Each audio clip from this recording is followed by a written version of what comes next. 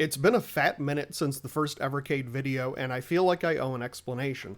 Approximately 35 years ago, in the long-forgotten past of 2020, I uploaded a video talking about the first Evercade Atari cartridge. It wasn't fantastic. My microphone sucked, the editing was sparse, the sound wasn't right, and it had all the energy of an Ambient if it went under anesthetic. You'd be forgiven for thinking there was someone in the room I was trying not to wake up.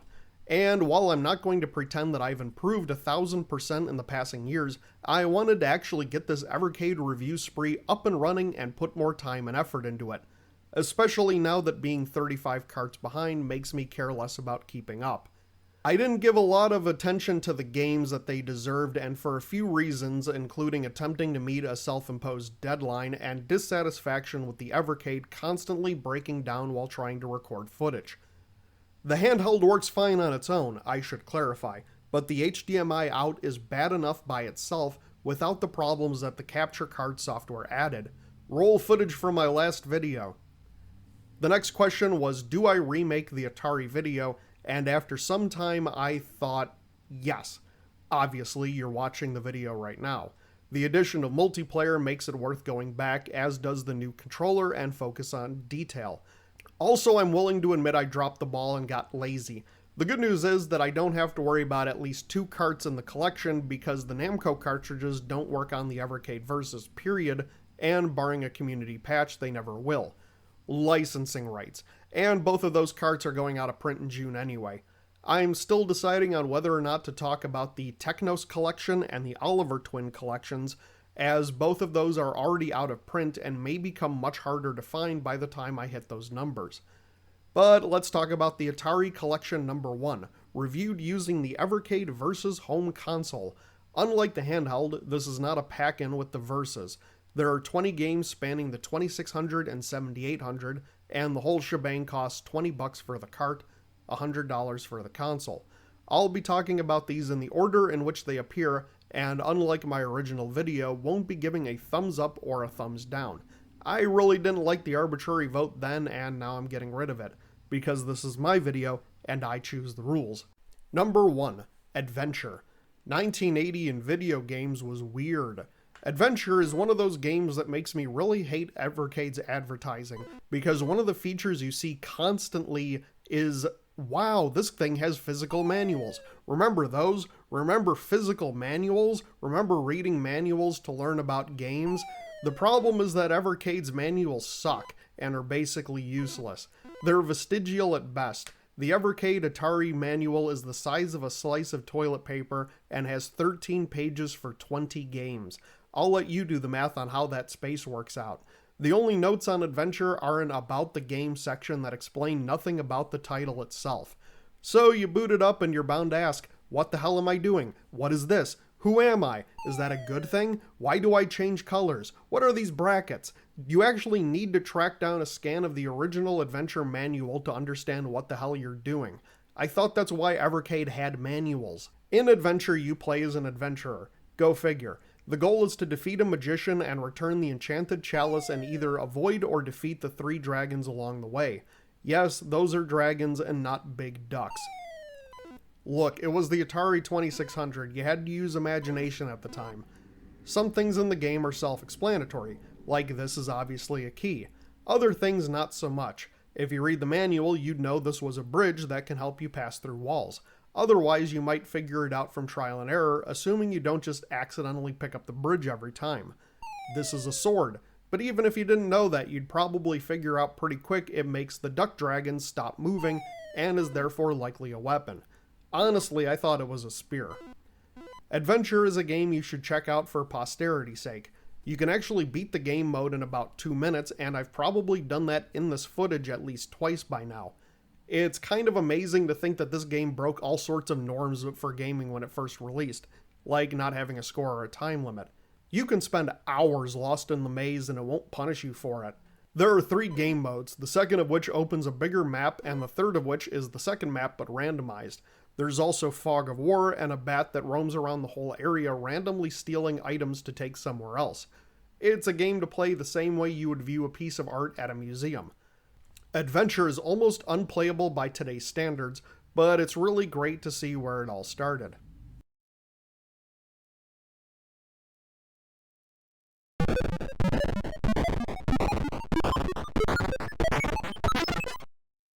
Number 2, Alien Brigade. I loved this game the last time I played it, and my opinion has not soured at all in the intervening 2 years.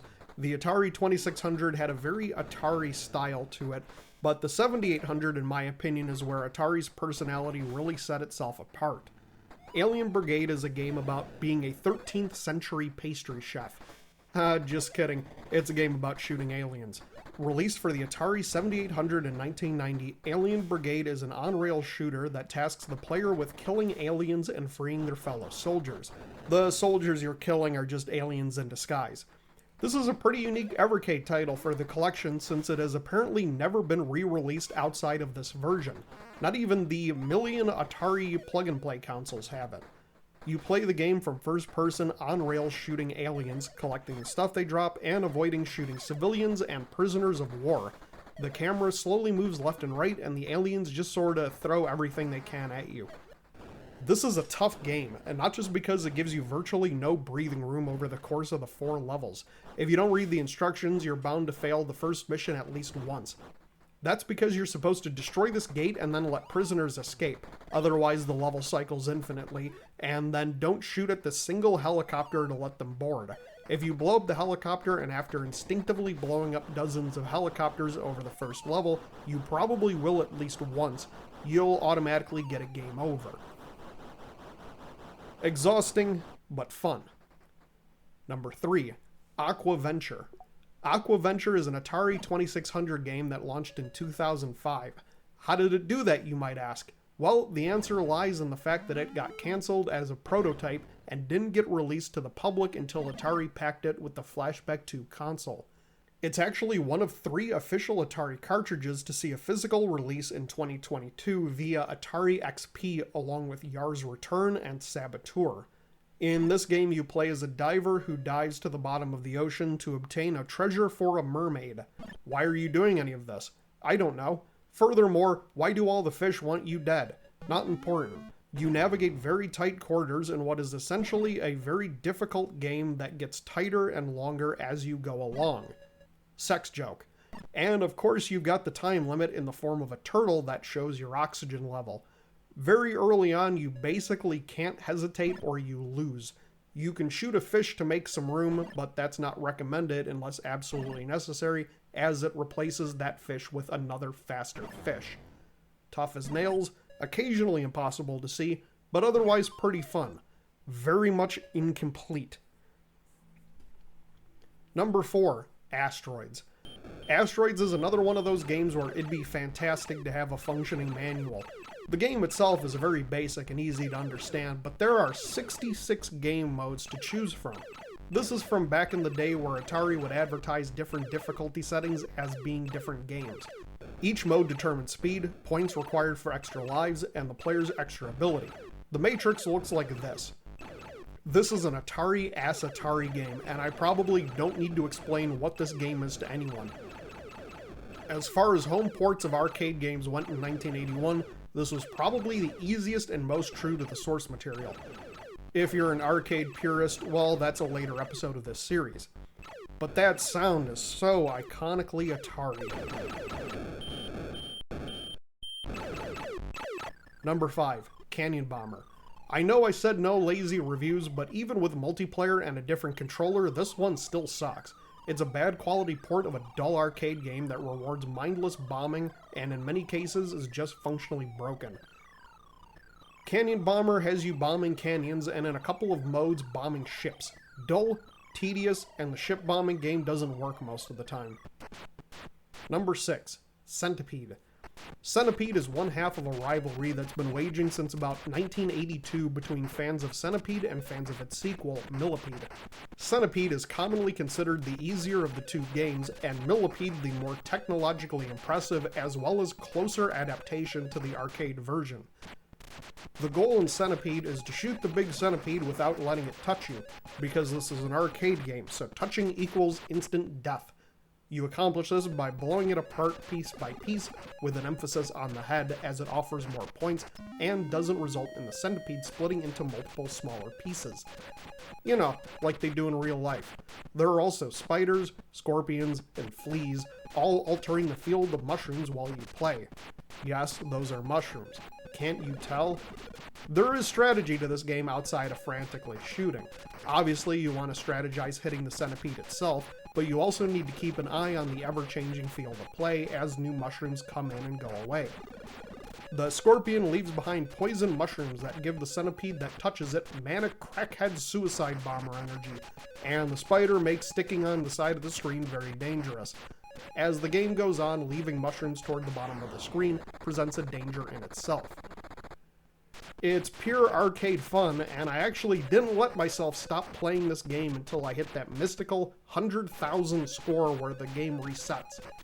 I realize that's not a great accomplishment, but the one-up sound in this game is pure dopamine hit, and there's something special about seeing that score kick back to 0.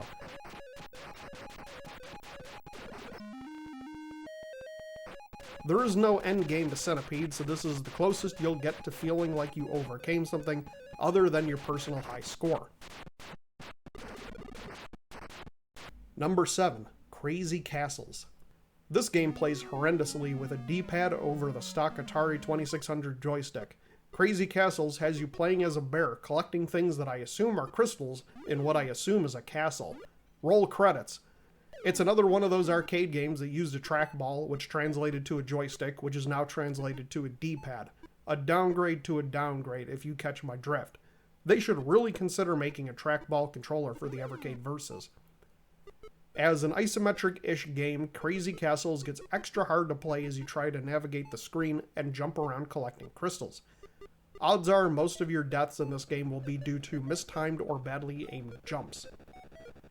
Similar to the regular Evercade, I found my hands cramping up a lot playing this game, and mostly this game specifically.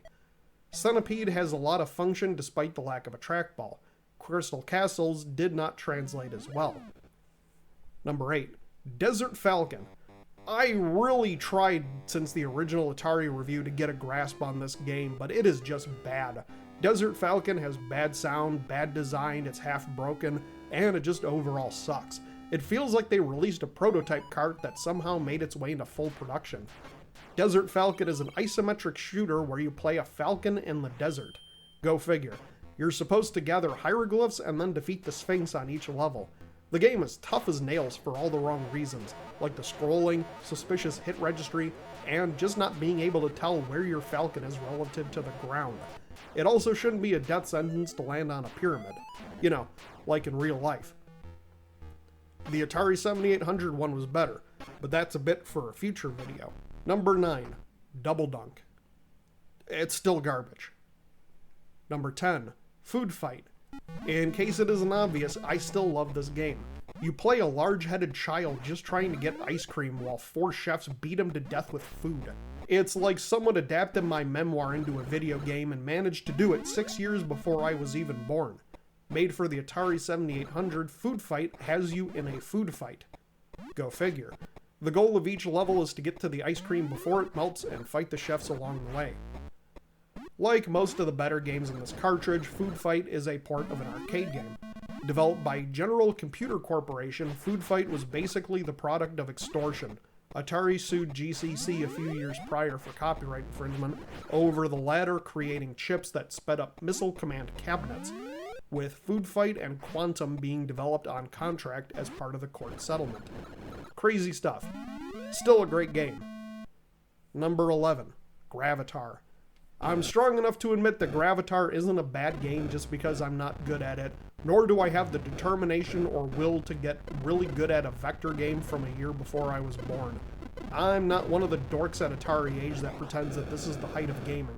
Gravatar is a title that has you going around the galaxy, blowing up planets, and navigating worlds with their own unique gravity system. Similar to Thrust or Moonlander, it's one of those titles that you basically have to know your ship like the back of your hand, as death comes fast, and the gravitational pull of the planets is very unforgiving. And again, it's not that the game is bad. It just requires far more investment to learn than I'm willing to put into an Atari arcade port. Number 12, Missile Command. Out of all the arcade games I played as a kid, I think Missile Command was the one that genuinely upset me. The game predicates itself on putting you in command of a missile base, protecting cities from a barrage of nuclear missiles coming out of space. And I think what upset me so much was the idea of watching as my defenses were gradually overwhelmed and cities are blown up one by one until the inevitable game over. When you lose a life in other games, you just kind of move on. Missile Command leaves the remains of your failure on screen for you to ruminate on. It's an arcade-ass arcade game, and the sounds are just beautiful. Number 13, Motorcycle. Atari 7800, 1990, released by Blue Sky Software, Motorcycle is a game that I absolutely love from this console despite being terrible at it.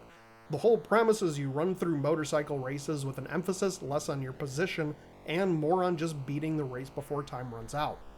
You have to intelligently shift between low and high gear to take advantage of straightaways and avoid overturning and exploding.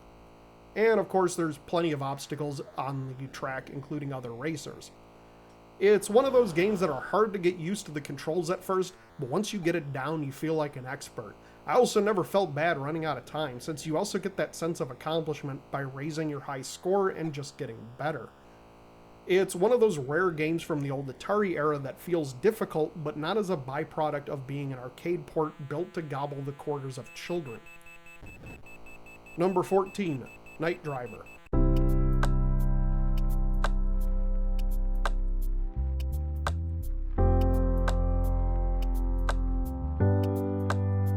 I have played the arcade version of Night Driver, and while primitive, it is very fun. The Atari port, on the other hand, is not. The worst aspect of this game lies in the controls, which just about barely function. The car never seems to gel with the turning of the road, and it's ultimately one of those games where it's hard to tell exactly what you did wrong. The movement is too fast and the road is nonsensical, often leading to you crashing, and then immediately crashing again before you can right yourself. I assume most will play this game once and then never touch it again. Number 15, Ninja Golf. Once again, I love this game despite being terrible at it. Ninja Golf is an Atari 7800 game where you play as a ninja competing in a golf tournament. Go figure. But the golf is just a front for the true game. A brawler where you have to fend off rival ninjas as well as dangerous wildlife every time you putt. It's a unique take on the golf genre. Make no mistake, the difficulty in this game is gravely scuffed. It's one of those games that supplements challenge by having enemies come at you constantly from both sides of the screen. Death by 1,000 cuts and all of that. I can't see a future where I ever finish all 18 holes, but I will certainly pick it up from time to time. Number 16, Steeplechase. I love how Atari game packaging was the authentic version of knockoff game carts that would follow, like those NES hack carts that promise 17,000 games in one, but they're really just the same 8 ROMs renamed over and over again. Steeplechase is a horse racing game. It is very difficult with few rooms for error. It's horse racing. Your whole goal is to jump over obstacles and not stumble over them, and then win the race. I can't emphasize just how tough this game is, both in getting the timing right for your horse jumps and the competence of the AI. The first game mode is the easiest and has the most room for error, but once you get past that point, the AI will just beat the crap out of you. You make one error later on and it's basically game over. Thankfully, races take less than 2 minutes for the most part. Number 17, Sword Quest Earthworld. Sword Quest might be the worst game to put on the Atari Evercade cartridge, and I'll explain why. Back in the yonder olden days of 1982, Atari had the great idea of holding a contest, and thus the Sword Quest series was born. Only 3 of the 4 games were ever released, but they all came with comic books that tied directly into the game. Each release used the game and comic book to present the player with a puzzle, and whoever answered the puzzle first won a prize. I'm talking tens of thousands of dollars worth of jewelry. Atari went bankrupt before the 4th game released, and now the games have to stand on their own. They don't stand on their own. The Earthworld game is tedious, overly complicated, and the only reason you'd want to play it is because of the promise of $25,000 in jewels if you manage to beat the puzzle. Adventure is a game that is much more difficult on the Evercade without the manual. Earthworld needs the manual to know what the hell is going on, and further, you need the comic book too. Look at Evercade's completely useless and moronic comment for Earthworld. Now look at the interface. What do you think is going on here? Because I'll explain it to you. When you enter a room, you're expected to hit the button which enters the room and gives you this interface. The items down here are your inventory. The stuff here explains the room that you're in. The spot here shows the items in the room. If you had the manual, you would know that each color corresponds to which room. You would also know what these pixel doodads you're carrying are. The big issue is that the game sucks. It doesn't help that you don't have a manual that you absolutely need, as well as the comic book, which the game throws numbers at you to lead to clues in the comic to complete puzzles in the game that you absolutely don't have. The puzzles are nonsensical, the minigames are awful and repetitive, and you would never figure out on your own that you're actually supposed to drop items in specific rooms to progress. It's a bad game that the Evercade actually makes worse. Number 18. Tempest. Another prototype cart. Unlike Aquaventure, that seems to be a mostly fleshed out product, Tempest on the 2600 is just awful. You know that the folks at Atari were on scores of pot because someone looked at Tempest and said, yeah, the Atari 2600 can do this. Thankfully, calmer heads prevailed and this thing never made it to the market. It's such a waste of space on the Evercade cartridge.